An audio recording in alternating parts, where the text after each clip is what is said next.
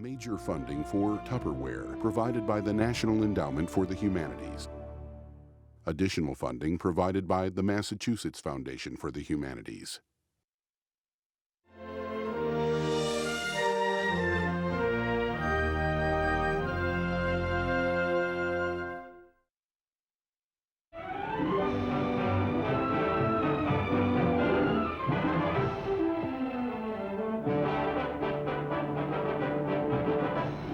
American businesswomen make an impression on America's economy through home party selling in millions of homes across the nation each year. In the 1950s, women discovered they could make thousands, even millions, from bowls that burped. There, did you hear it? Tupperware ladies built an empire by selling their plastic products in living rooms across the country at Tupperware parties. And anyway, I made the parties fun. They really had a good time. And they liked playing the games. I'd say, well, that's it. Well, one more. Come on, Levon, one more game. Haven't you wished for unfillable containers that wouldn't break? I'm here to show you modern dishes for modern living that will save you time and money. Tupperware's creator was a small-town inventor with oversized dreams named Earl Silas Tupper. The man was a genius. Not with people, though, with product. It took a genius with people, a woman named Brownie Wise, to push Tupper's product onto the world stage. When she came out, all the hullabaloo and the applause, and this was our Brownie. And everyone wanted to be like a Brownie. I guess Bess Bernstein lost about 25, 30 pounds wanting to look like Brownie. My impression was here was a powerful woman, a woman ahead of her time. Brownie had the ability to just talk to your dreams, things you didn't even know you wanted. She'd draw these beautiful pictures, and you could suddenly see yourself being, something that you hadn't thought about before. You have to understand, in the 50s, women didn't get too much recognition. They were teased on all the comedy shows about, boy, she sure spends my money in a hurry. And you hear, these were the jokes of the times then, back in the 50s. Back then it was a masculine world. Wives done what their husbands told them to do without arguing. I guess my generation is the one that broke that up.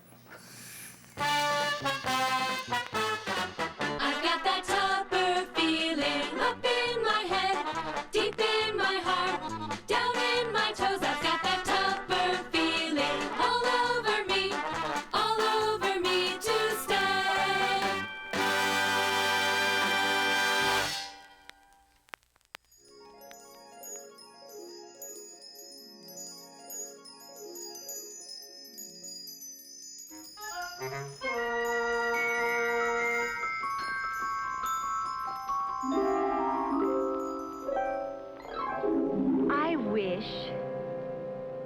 I wish the faucet wouldn't drip all day.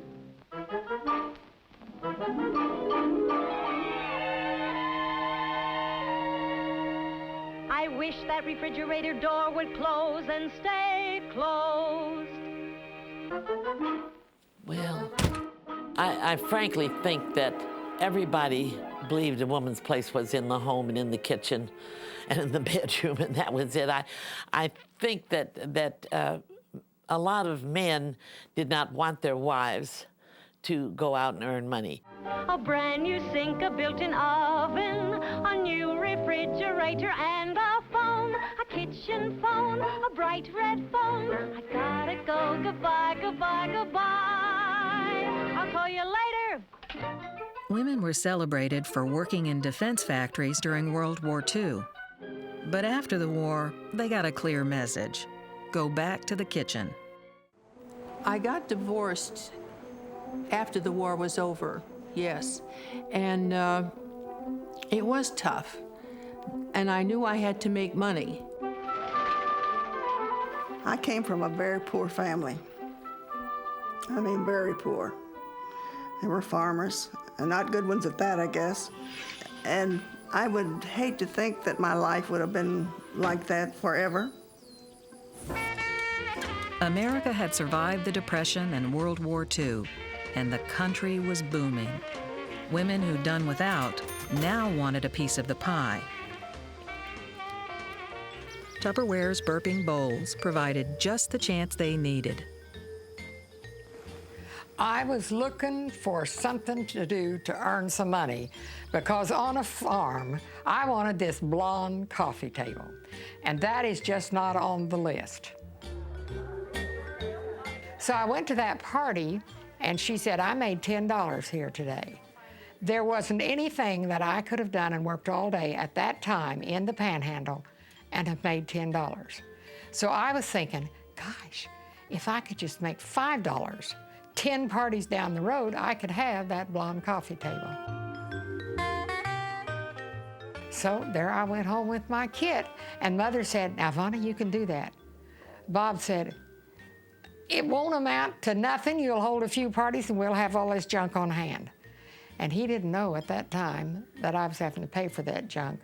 And it didn't seem like the right time to tell him, so I just didn't tell him. Tupperware offered people with limited education a shot at success.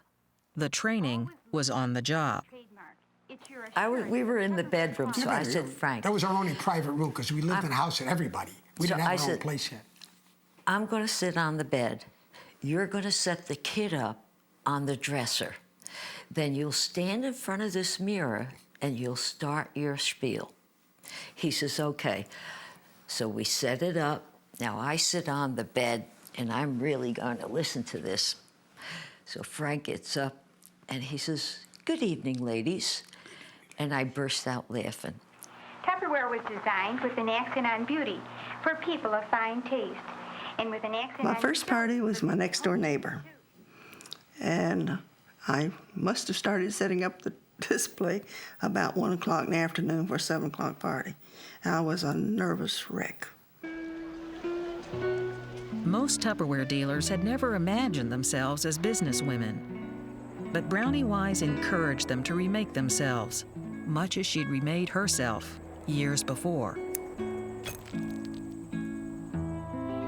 In 1938, Brownie was stuck in a bad marriage in snowy Detroit with an infant son.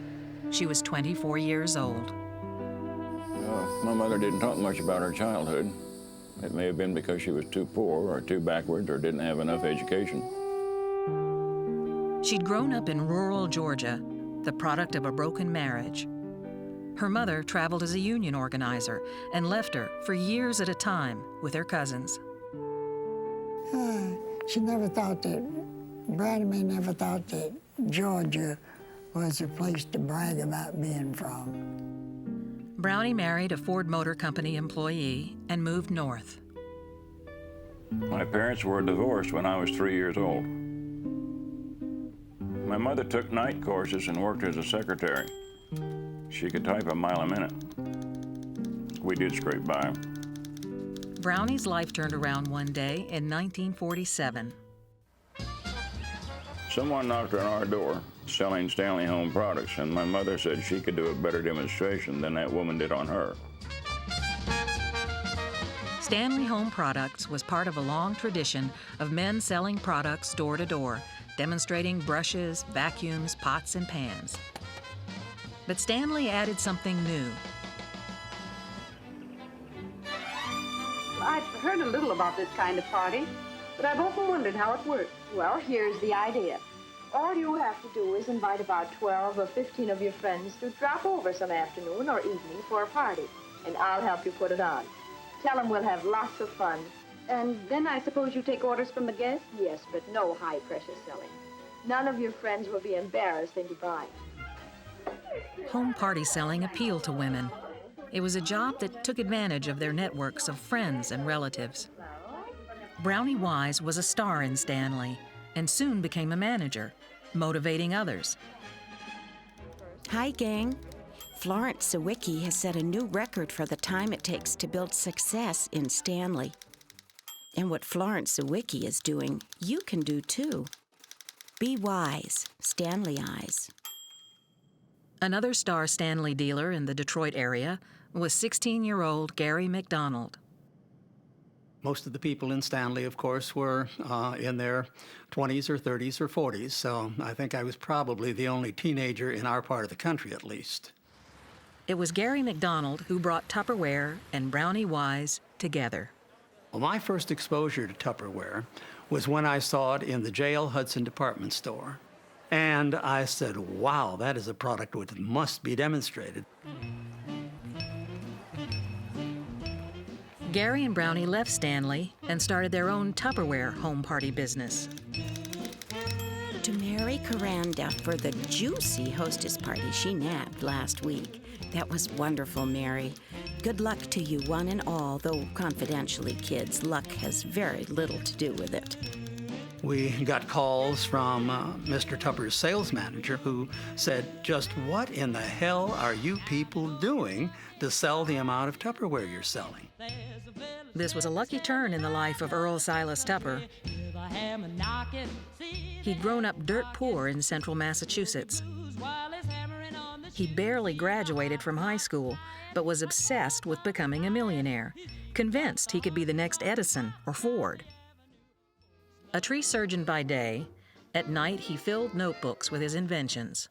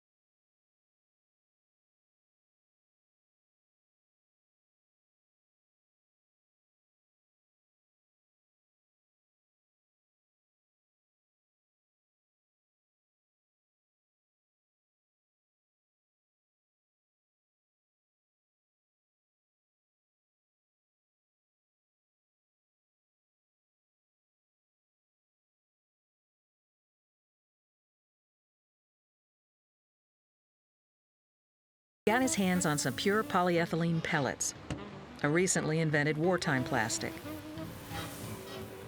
DuPont didn't believe raw polyethylene could be molded, but Earl tinkered with his machines for months and invented the Wonder Bowl and the Tupper seal.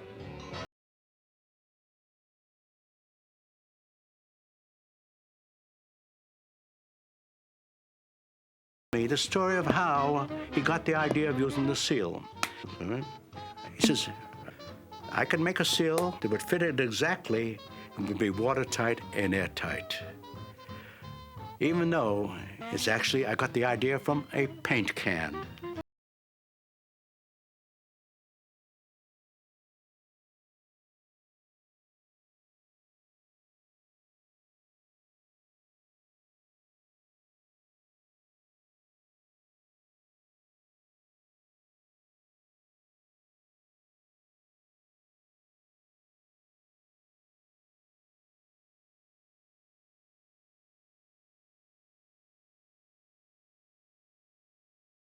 Brownie called the company to complain that her order was late again. She insisted on speaking to Mr. Tupper himself. He would improve his business, she told him, if he sold Tupperware only at home parties. He wanted to hear more and invited her to Massachusetts. And she convinced him that this was the way to go and that he should pull out his Tupperware out of every other place and go strictly on the party plan. And he did. Earl hired Brownie on the spot. This was an unlikely but perfect match. Mother was very smooth, very genteel, and a perfect lady. And Earl Tupper was a little rougher on the edges. Dale Carnegie, of course, would have fixed him up good. And so she worked late, and Mr. Tupper would work late, and he would come over from his office, and they would work together, which probably created a little bit of gossip in the town. We're talking small town USA here. She was always Brownie, and Mr. Tupper was always Mr. Tupper. Brownie didn't stay in Massachusetts long. Earl split his company in two, with Brownie heading up the sales operation called Tupperware Home Parties. Almost immediately, Brownie was talking about moving to Florida. And that was her heart's desire, to get Tupper headquarters in Florida.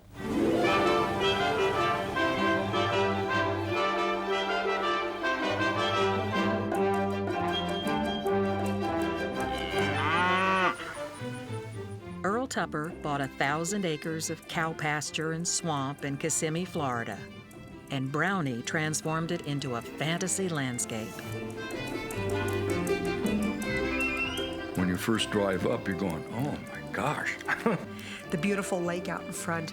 First time I ever saw it, I believe the sign was there then, that welcome to Tupperware. And it was just, really set your heart pounding because it was very impressive. Brownie created a monument to salesmanship, a pilgrimage site for her sales force. It was like a fairy tale, like you're in, Wonderland or something. She made up new traditions. She baptized Polly Pond with polyethylene pellets, showed her dealers how to place their wishes in 2-ounce Tupperware containers, then tossed them in the wishing well. We came from dry land, flat land, farmland, not too far away from the Dust Bowl years. This looked wonderful.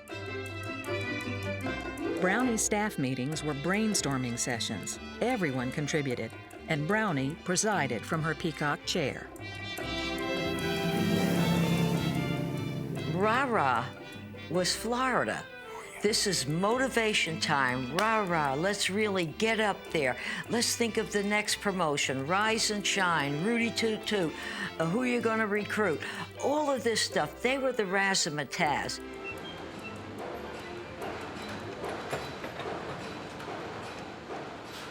I'm sure Mr. Tupper was very much aware of everything that Brownie was doing. I'm sure she would never do anything major without consulting with him.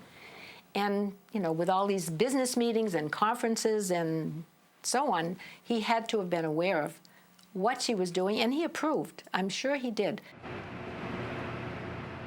For the most part, Earl was all business, a perfectionist with a short fuse, but not when it came to Brownie. Brownie, I've just opened your package tonight. The one with the 2 party pictures. You sure look super. Anyone that cute has no right to be so smart. I'm eating the nuts and candy now. Yum, yum. Many thanks to you, Brownie, on our first birthday.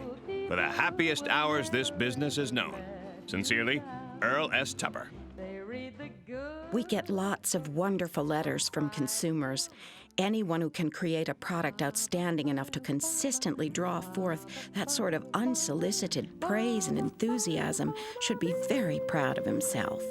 I hope you are, BW. The era and the business were made for each other. Women didn't have a car to get around anywhere, so we sat home all day and we took care of our kids. So a Tupperware party was the social function. It was the way to get away from the kids for a few hours during the week. In the city, we lived in an Italian area. Probably could have walked down the street and had 3 Tupperware parties that week and didn't even have to get in your car. Most of them would be in apartment buildings. Three family deckers and stuff like that, walk-ups. When I sold as a dealer, I traveled lots of miles. I was 13 miles from the closest little town, and then I worked a lot of farm neighborhood, 25 miles from the next 2 towns. And I preferred to hold 3 parties a day. That's the way I liked to work. And then I could be home a day. And if I didn't get that worked out, I was just running like a crazy woman from one place to the other. But I'd have 3 and 4 parties a day. I'd have a breakfast party. I'd have a party between breakfast and lunch. Sometimes a luncheon party, afternoon party, sometimes night parties. I went the whole route. I liked it. They were selling to themselves. They were selling to people with the same needs, same budget, right, that they had. So when they walked in and said, I haven't thrown away a head of lettuce in 6 months, because even though my family doesn't eat it fast enough, when I put it in my Crispet, it doesn't turn brown, it doesn't go bad. This little thing keeps it up out of the water, it works like a charm. You really should try one, it's only $1.49. Your demonstration is so much better when it's spoken with authority. And so when I try this out and say, I kept bread for this long, I kept sliced tomatoes from one meal to the next, I had lettuce crisps for several days, then it was more effective. And we exaggerated a lot too. We did. We got carried away with our own stories. We would make it like you could keep the food in there for months, but it wasn't so. It wasn't so. But, you know, that's the way we felt. Some foods, yes. Oh yeah, but you know, macaronis, flour, sugar, well, dry goods, but yeah. But we would, you know, we would exaggerate. Brownie always said, if we build the people, they'll build the business. Brownie traveled all over the country, 150,000 miles a year, to visit her growing sales force. She loved them, and they idolized her. She even gave away the clothes she wore as prizes. She would just right on the stage, just almost like she suddenly thought of something like, this, do you like this outfit? Well, I'll tell you what, whichever one of you does so-and-so, you can have this outfit. She got every distributor's sales figures every day. Every day. I guess all of them promoted the manager got a note, handwritten from Brownie Wise. Brownie used everything she could to motivate her growing network of dealers. To stand up in front of a group and have that wonderful, magical sound of applause. Oh, hey, they'd do anything for that. She rolled out the red carpet for the stars of her sales force, and she made sure they were featured front and center each month in Tupperware Sparks. A mention was good, but a photo with Brownie was the best. Most people only had their name in the paper when they graduated from high school or when they got married or when they die. And I think that she drew on all aspects of that to create a feeling in these people that they were a queen, that they were special, that they were somebody different.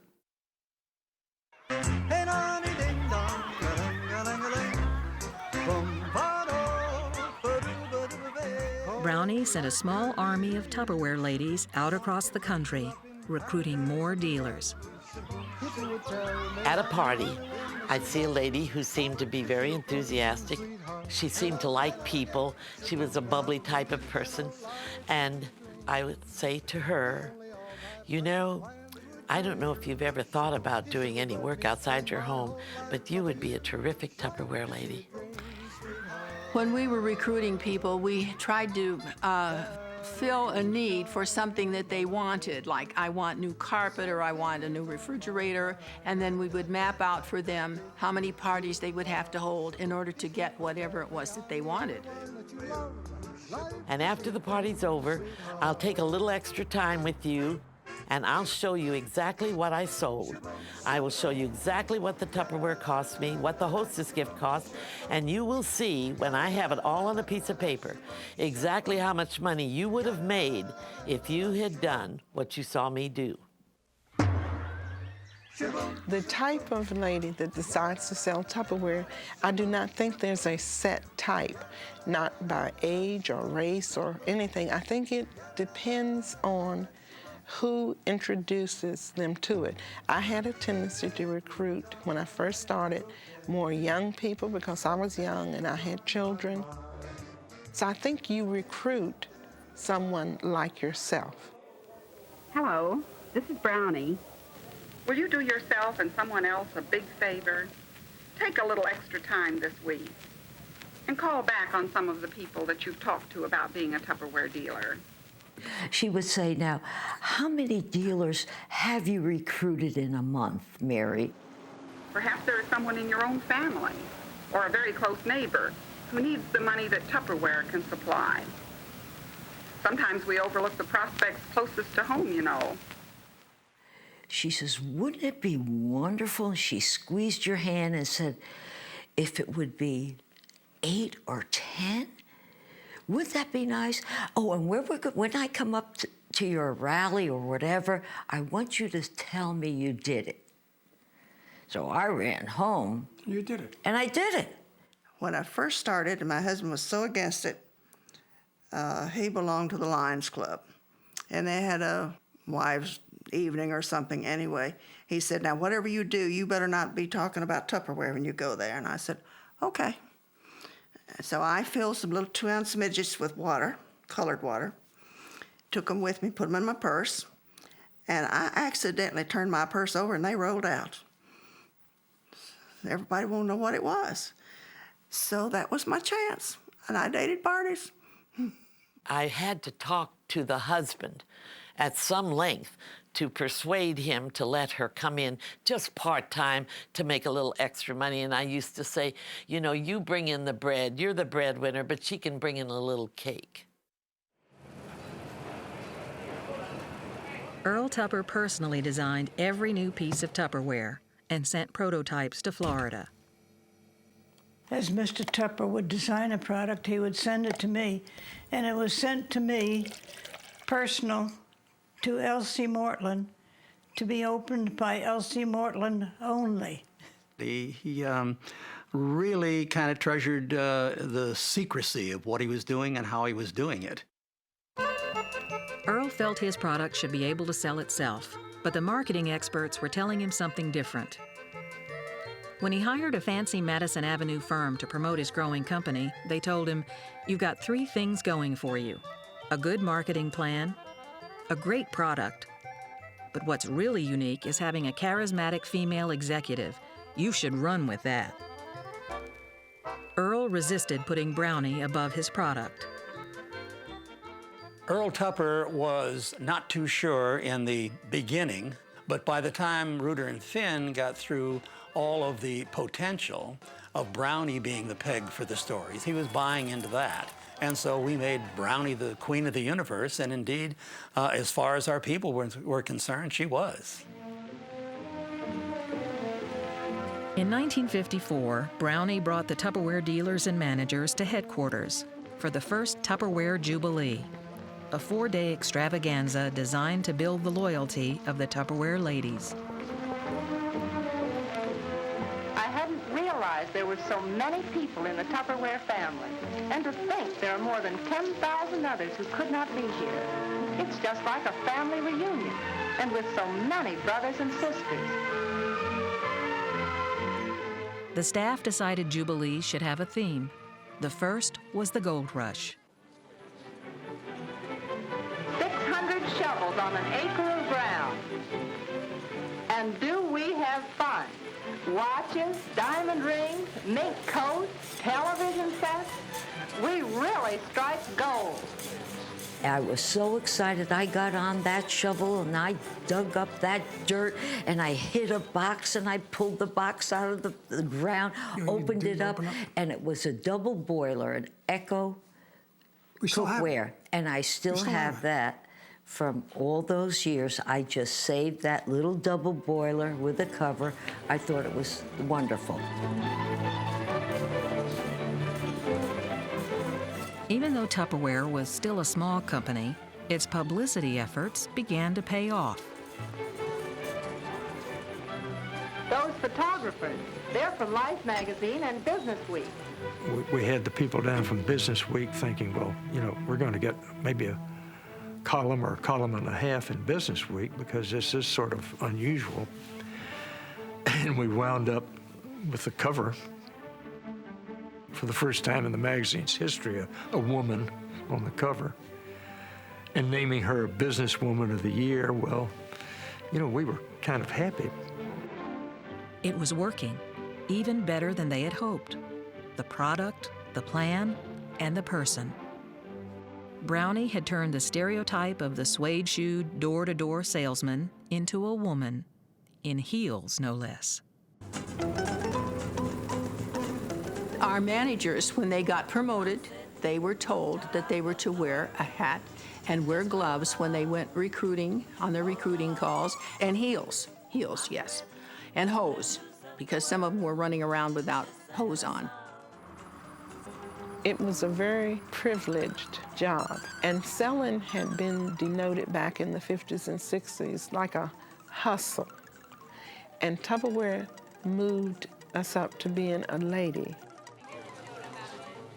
All this was really uptown. And if you ever won a trip with Tupperware, you were just treated like royalty, you know.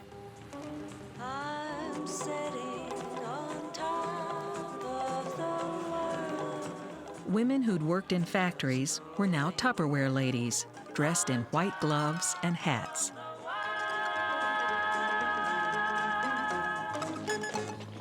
As the company grew, so did the dealers' enthusiasm.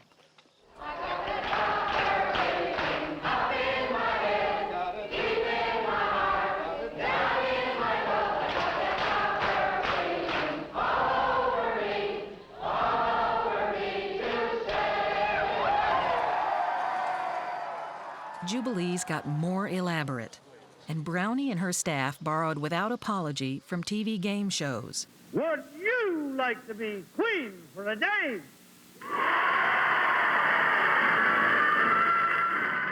From beauty pageants,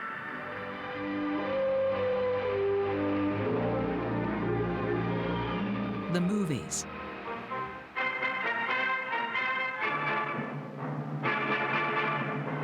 What is this? The cavalry supply train frightens the Indians off and drops gifts for the second category of Tupperware salespeople.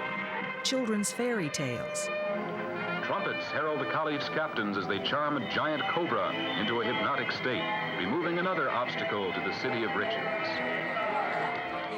she'd try anything, and intuitively, she understood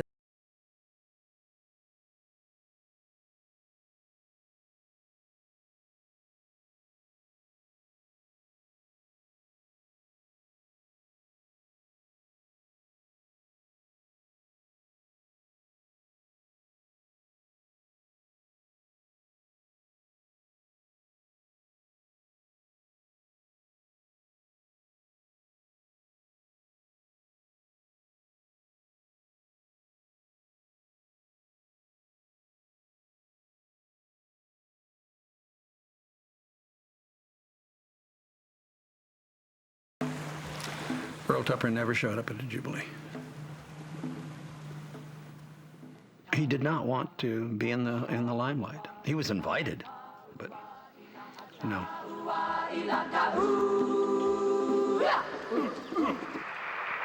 I'll make you a promise. If you will sell Tupperware with your left hand and sell America with your right hand, you will sell more Tupperware with the left hand than you ever sold with both hands before.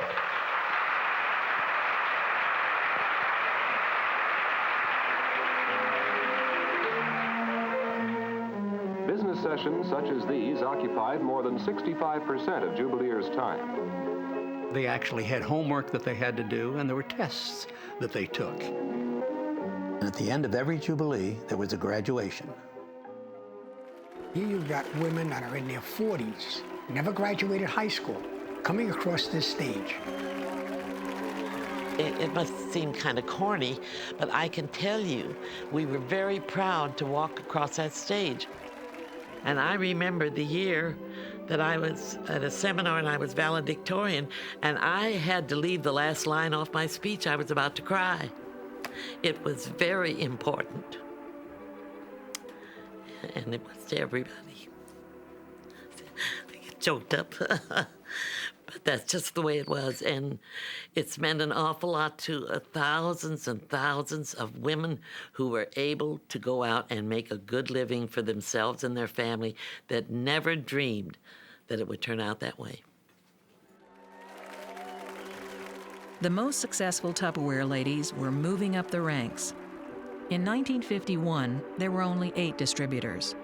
By 1956, there were more than 100 distributor couples selling Tupperware in every part of the country. Some even made millions. So when I had 6 people and a date book with 3 to 5 parties a week in it, I could be promoted from dealer to manager. As a manager, I got this added commission on my team, my unit, and I helped them and trained them and motivated them and got them to sales rallies. And then from that point to move up to distributor, that was a longer haul. I really had to be one of the top managers in the country, and that wasn't easy. Shoe fly pie, an apple pen, Dottie makes your eyes light up. Your Tommy say holly. Brownie and her staff believed it was ideal for 2 people to run a distributorship, one to oversee sales and one to manage the warehouse. Brownie made the distributorship offer to top managers and their husbands. Saying yes meant the husband gave up his job and joined his wife in Tupperware. I remember the stories of my grandparents disapproving of the move. I know that all of my dad's friends disapproved of his giving up the fireman position for this risky thing nobody had ever heard of before. It also meant moving, wherever Tupperware needed a distributor. Well, we were so excited about going to be distributors, it was incredible. Fort Wayne, Indiana. Where's Fort Wayne, Indiana? We had no idea. So when we left for St. Louis, we had my 2 boys from a previous marriage, Michael and Patrick, and our dog Blondie. We bought a brand new Mercury station wagon. Oh, that was a gorgeous car. Wood on the side, leather interior, and we took off for St. Louis. Moving into Wichita was an experience. I stayed lost most of the time. Bob would have to lead me to my parties sometimes, and then I usually could get back home. Our arrival into Indiana, we always said we must have come in the back way. I'm not sure. I just couldn't believe what I was seeing, and I thought, my gosh, how are you ever going to sell Tupperware? They must all be 100 years old in this city. And it was just really got me scared. After a couple blocks, I started crying, and I thought, oh, my mother was right. We should have never done this.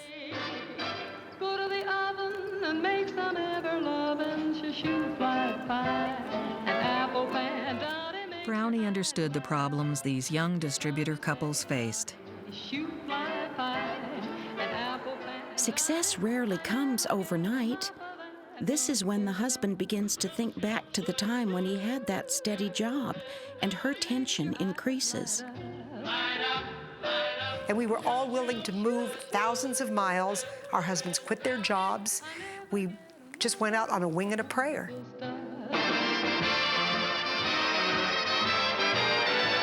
I never get enough of that wonderful stuff. Every Monday morning, distributors held sales rallies for their managers and dealers. On a local scale, they imitated what Brownie did at Jubilee.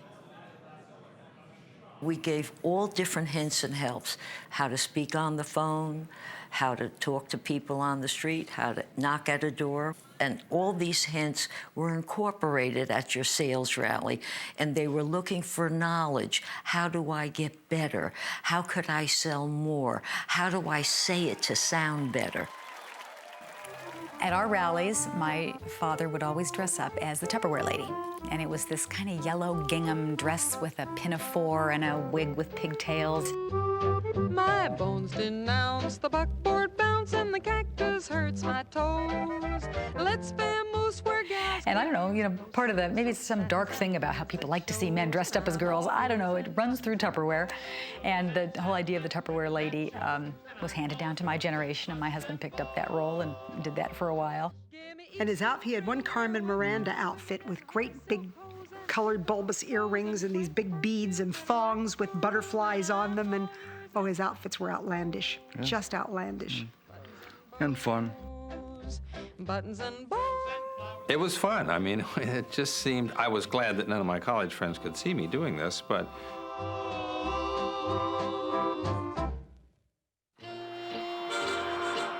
Tupperware, a company built by women, was ultimately run by men. Even Brownie surrounded herself with men. In an interview that was done for the Cosmopolitan magazine, the reporter asked her why she didn't have any women on her staff, and she said, if there's going to be a prima donna on this staff, I'm it and the only one. Tupperware was such a woman's company. Right from the bottom to just about the top, and then suddenly, magically, it wasn't a woman's company anymore. All the executives were male. And it was at the distributor level, I think, where it became the man and the woman working together. And then suddenly the next step was a man's step. Yeah, the next step after being a successful distributor is to, for some, they would say, okay, can I get on staff? Can I be a regional? That was a very showy position in the company. There was like only 10 or 11 of them. It was very hard on marriages when the guys were promoted and given the title, and the girls were told that they were going to work with their husbands, and all of a sudden they were pushed out. I think Brownie surrounded herself with guys on the staff because that was the way it was done. Major corporations were run by men. She was not the trailblazer that you would think, in as much as there was not an all-girl band here. I mean, she was realistic enough to know that at some level, bankers don't talk to women.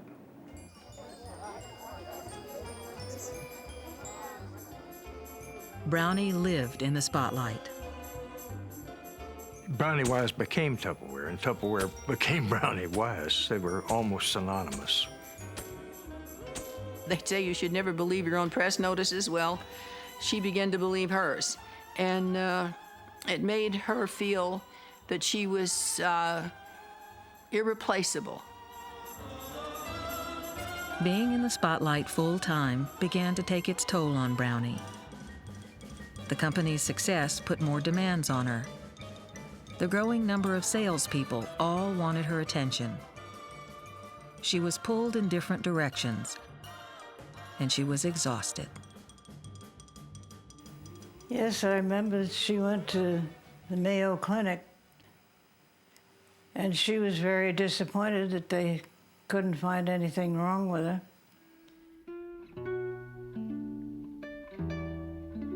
You see, I really don't believe that I know of any friends of hers. I don't remember her having any personal friends. I think her whole life was the business. She had a typewriter on her bed. And she'd wake up in the middle of the night and scribble down ideas about business. Oh, yeah, most people had no idea what full-time meant to Brownie Wise.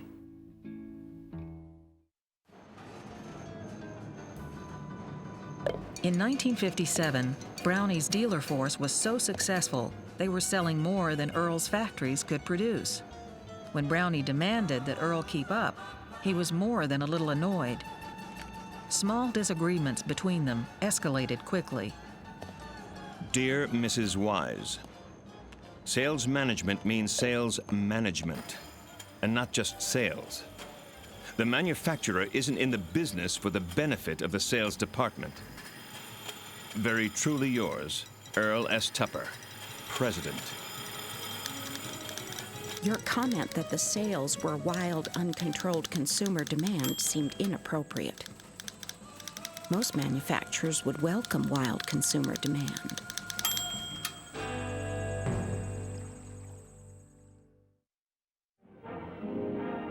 At the 1957 Jubilee, Tupperware's rank and file were oblivious to the storm clouds gathering over the company.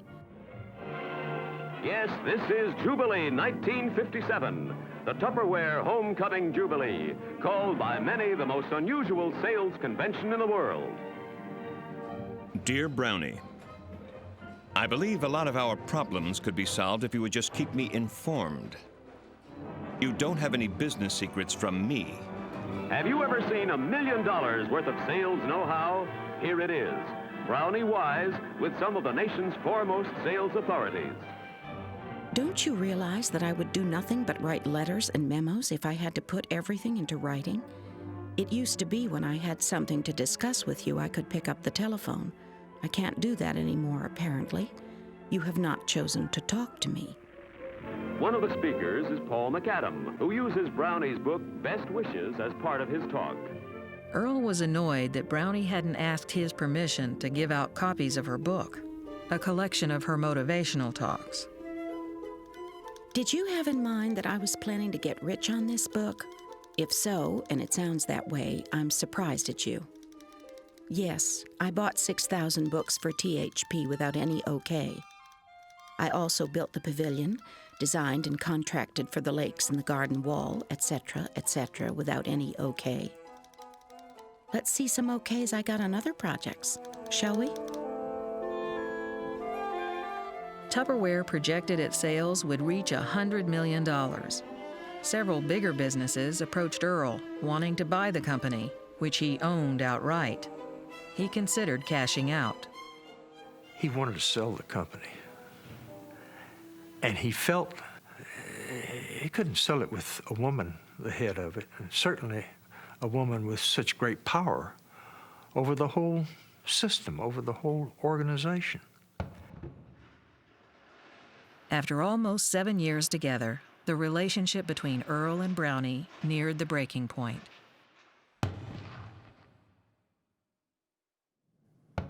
Just before Christmas 1957, he raised questions about her expenses for jubilees, prizes, clothing, and landscaping.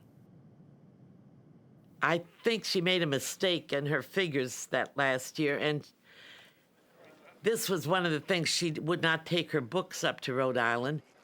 Earl ordered Brownie to bring the books to New England immediately. She refused, claiming she was ill. Personal. Dear Brownie, from your recent conduct, you seem to resist coming up here. There can be no justification for refusal or unreasonable delay, since I'm president of the corporation. Sincerely, Earl S. Tupper. P.S. Let's go for a Happy New Year. In what way have I not carried out your wishes? Believe me, if I haven't, it's because I haven't been able to find out what your wishes are. Because I have certainly never been secretive with you about what's going on. Not want to give her anything. And I was very vocal and said, well, that's just not right. And that's when he came up with $35,000. She didn't have a contract, no employment contract. And the clothes that she wore, she never owned those clothes. That's what we were told. She didn't even own it. She didn't own nothing. She kind of just sort of like disappeared. And then people ask questions, but then nobody really gives you an answer, you know. It was, I thought, too sudden for her to have quit or retired. So I assumed something had gone awry. She was the queen, you know. And all of a sudden, the queen was gone. That summer, Tupperware put on its first Jubilee without Brownie. This one had a pirate theme. Official uniform is eye patches, bandanas, and cutlasses. And new things in Tupperware are shown by Gary Mcdonald. Here is the new brush comb. 3 months before Jubilee, Brownie had started a new home party company, Cinderella Cosmetics. We had a cream of Tupperware at this particular Jubilee. We were worrying whether or not she would romance them over into Cinderella. They had a double-page ad in the Kissimmee newspaper announcing the launch of Cinderella Cosmetics with Brownie Wise, the famous Brownie Wise, as president of the company. In the ad, Brownie invited the Tupperware dealers to come learn about her new business, Cinderella. Gary McDonald and Hamer Wilson, Brownie's former chief lieutenants, were now in charge. No one knew what would happen next. And I believe that leadership prevailed. Hamer made a very wise decision. He said, you know, rather than try to hide this or bury it, why don't we just face it head on? And in fact, I'll tell you what, and he turned to me and he said, Pat, why don't you go down to the Sentinel and see if you can buy about 2,000 copies of this paper? And he said, we'll just pass them out. And he made it very clear that anybody in that audience And I can hear that speech even today, that anybody in the audience, anybody out there that would like to get up and go out the door and go with Brownie Wise's new organization, please feel free to do it. And not a soul stood up and walked out that door. And I think that was her downfall. She was an idol on a pedestal. From that day on, she fell off of that pedestal.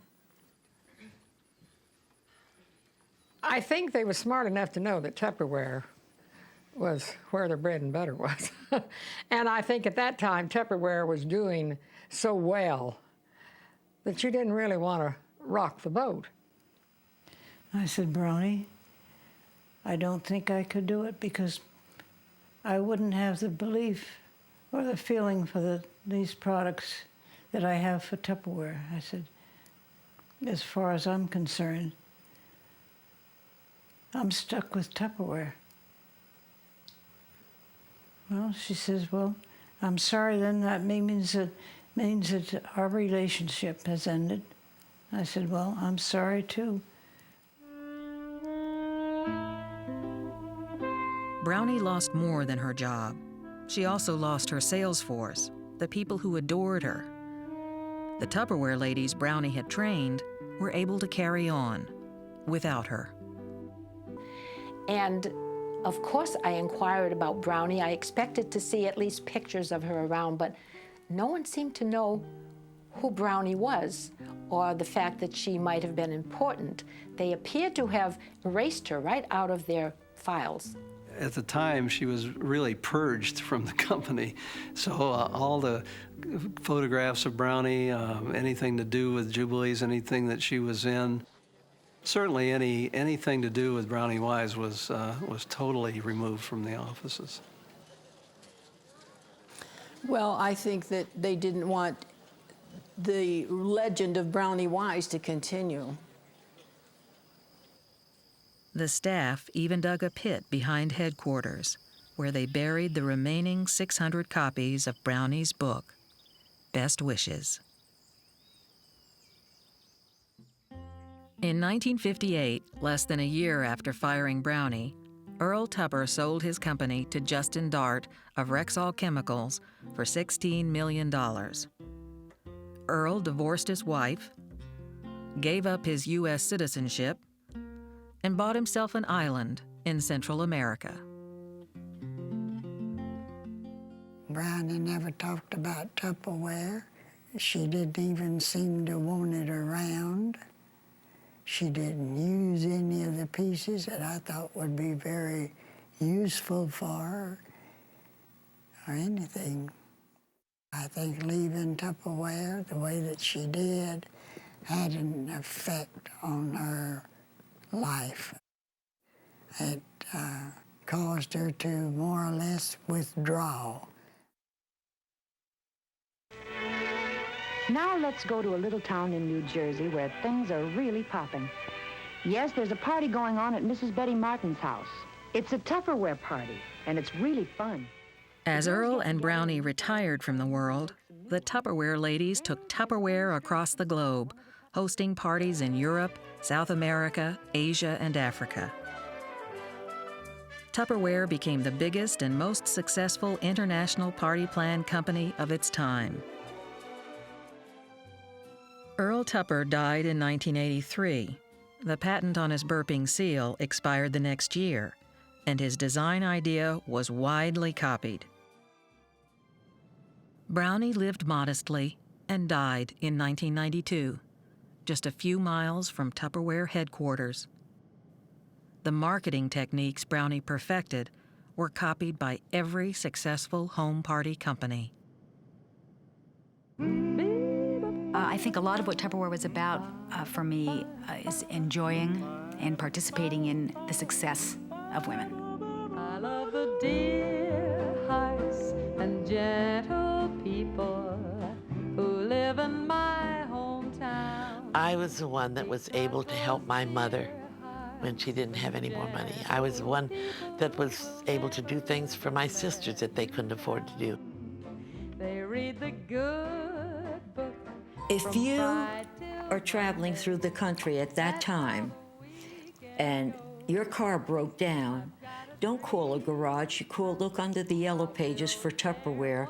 Someone will come right out, they'll bring you to their home, they'll take your car, they'll lend you a car, they'll feed you, they'll give you money. Each time that I return, that my happy heart keeps laughing like a Just amazing. Just whatever's got to be done. That's the feeling of the beginning kind of of the company. That's what it was like then, really was. And, you know, we were just Tupperware, you know, a Tupperware family. That's what you had to call it. Really was. Super.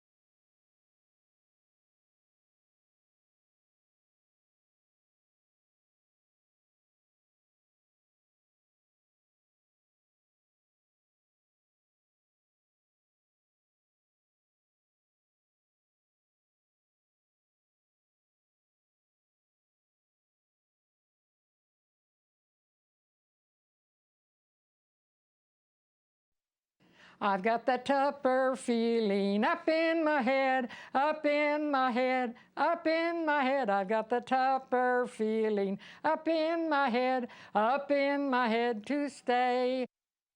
I've got that Tupper feeling up in my head, deep in my heart, down in my toes. I got that Tupper feeling all over me to stay. That was a good one.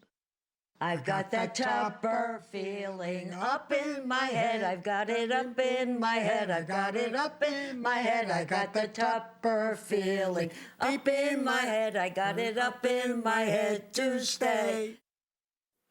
Trying to think of what the words are. I've got that Tupper feeling deep in my head. Is it up in my head? I thought it was deep in my heart. Down in my toes, I've got that Tupper feeling all over me to stay. I got to tell you something. I used to hate that song. Oh dear. This song has got so many mixed feelings. It brings about such incredible enthusiasm for thousands of people and such incredible dread for thousands of others. It was years later that I realized it's also sung in churches. It's like a little kid church song. I didn't even know that. Yeah, I've got that Tupper feeling. I'm just going to sing the last verse because I'm not going to do them all, okay? Up in my head, I've got it. Deep in my heart, I've got it. And bend over. Down in my toes, I've got that Tupper feeling all over me to stay. Yay! And the crowd goes wild.